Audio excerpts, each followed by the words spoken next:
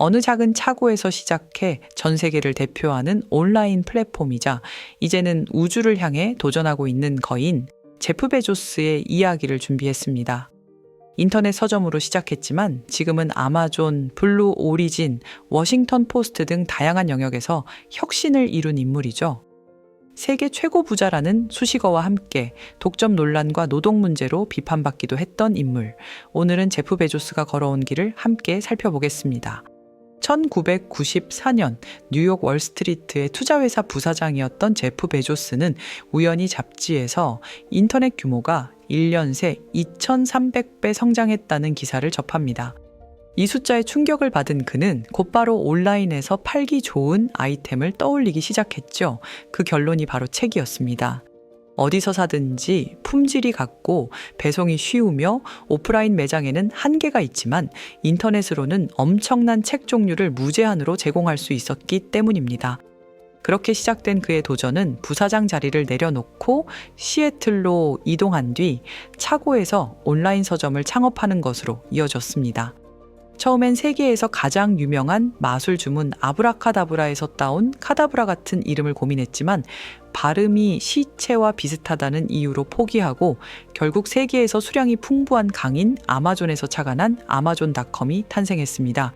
1995년 7월 아마존닷컴은 인터넷 서점으로 정식 문을 엽니다. 처음엔 책만 팔았지만 2년 만에 성장세가 엄청나서 오프라인 서점들은 아마존을 강력한 경쟁자로 보기 시작했죠.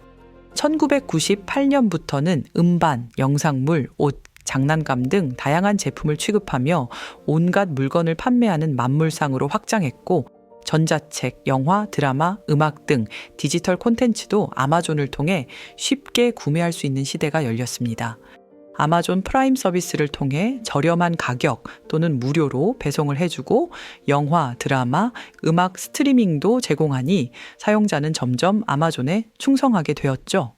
이런 쉬운 결제, 간단한 환불, 저렴한 가격 등의 편의성은 이용자들을 사로잡았고 아마존은 우선은 시장 지배력을 확보한 뒤 이유는 나중에라는 전략으로 놀라운 속도로 성장하게 됩니다.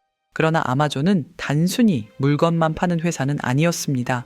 2002년 베조스는 회사 내부 이메일을 통해 아마존이 자체적으로 운영하는 서버 인프라와 트래픽 관리 기술을 외부에도 개방하자라는 지시를 내립니다.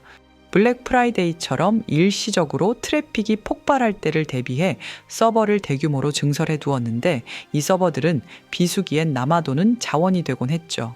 베조스는 이렇게 남는 서버 자원을 클라우드 서비스로 전환해서 원하는 만큼 빌려 쓰게 만들었습니다. 이게 바로 아마존 웹 서비스로 전 세계 클라우드 시장 점유율 1위를 차지한 서비스의 시작이었습니다. 덕분에 스타트업이나 중소기업도 막대한 서버 구매 비용 없이 손쉽게 서비스를 론칭할 수 있게 되었고 이로써 기업들의 IT 인프라가 완전히 달라지는 혁신이 일어났습니다. 아마존은 인공지능 분야도 선두주자 역할을 했습니다. 2014년 아마존은 스마트 스피커 에코를 출시하고 여기에 탑재된 AI 비서 알렉사를 공개합니다. 음성 명령만으로 음악 재생, 상품 주문, 스마트 홈 등의 기기 제어 등이 가능했죠. 외부 개발사에 오픈 API를 제공해 다양한 앱 등의 서비스와 연동할 수 있게 만들었고 빠르게 가정용 AI 비서 시장을 개척했습니다.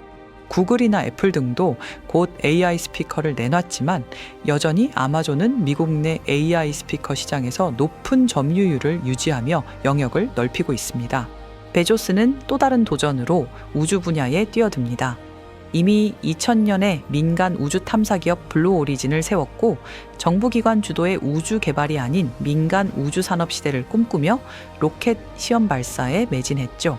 결국 2021년 7월 블루 오리진이 개발한 로켓인 뉴 셰퍼드를 직접 타고 우주 여행에 성공함으로써 민간 우주 관광 시대의 서막을 열었다는 평가를 받습니다.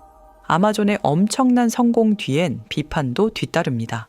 노동자들은 장시간 노동, 낮은 임금, 무노조 정책 등의 불만을 표하며 파업하거나 시위를 벌여왔고 독점 논란도 커져서 아마존이 자사 플랫폼에서 자사 브랜드를 우대하는 것은 불공정이라는 지적이 나옵니다. 일부 콘텐츠 기업들은 아마존이 시장 지배적 지위를 활용해 갑질한다고 비판하기도 하죠. 또한 베조스가 본사 직원들에게 엄격하게 대하는 태도도 문제시되곤 합니다. 세계에서 가장 부유한 사람이 된 베조스가 노동 환경 개선이나 사회적 책임에는 부족하다는 지적이 이어지는 상황이죠. 2021년 7월 5일 베조스는 아마존의 CEO 자리에서 물러나 이사회 의장으로 남았습니다. 후임 CEO는 AWS를 성공적으로 이끌어온 앤디 제시로, 이는 아마존이 앞으로도 클라우드를 핵심 성장 엔진으로 삼겠다는 의지를 보여주는 선택으로 풀이됩니다. 노동 환경, 반독점 규제, 워싱턴 포스트 운영, 블루오리진의 우주 개발 등 숙제가 산적해 있지만 베조스는 블루오리진, 워싱턴 포스트, 그리고 기후재단 등 다른 프로젝트에 집중하겠다고 선언했죠. 아마존은 이미 전 세계 전자상거래와 IT 시장을 바꿔놓았고, 베조스는 이 거대한 기업을 일으킨 창업자로서 찬사와 비판을 동시에 받고 있습니다. 결국 그의 미래는 우주에 달렸다는 농담처럼 제프 베조스가 앞으로 어떤 혁신 또는 논란을 만들어갈지 지켜볼 일입니다. 오늘 제프 베조스 이야기를 재밌게 보셨다면 좋아요와 구독 부탁드립니다. 여러분은 베조스의 행보와 아마존의 미래를 어떻게 보시나요? 댓글로 의견 남겨주세요. 그럼 다음에 또 다른 인물 이야기로 돌아오겠습니다. 감사합니다.